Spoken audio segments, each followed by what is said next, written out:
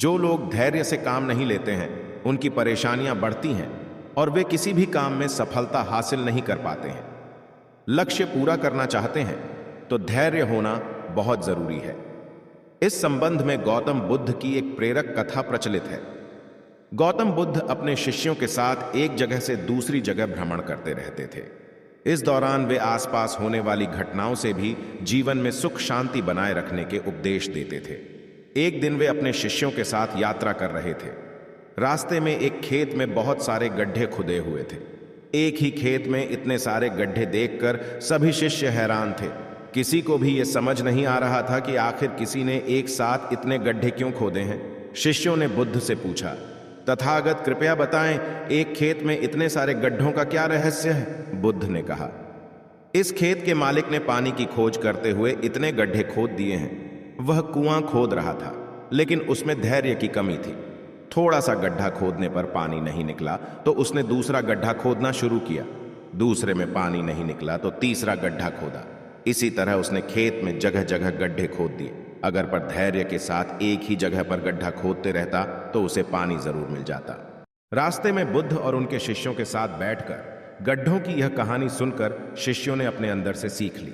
उन्होंने समझा कि धैर्य से ही सफलता हासिल की जा सकती है। एक दिन शिष्यों में से एक नामक युवक रात के समय वन में बहुत दूर तक चला गया।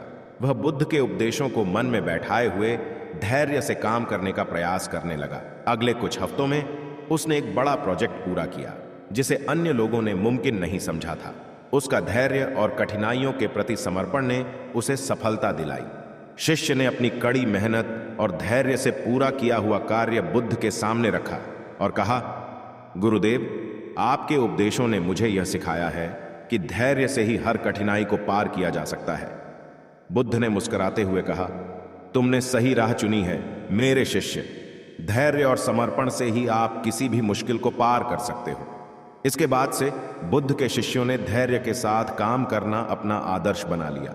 हर कठिनाई को आसानी से नहीं, लेकिन धैर्य से ही उन्होंने समस्याओं का सामना किया और सफलता हासिल की। इस कहानी से हमें यह सीखने को मिलता है कि जीवन में हर कदम पर हमें धैर्य बनाए रखना चाहिए।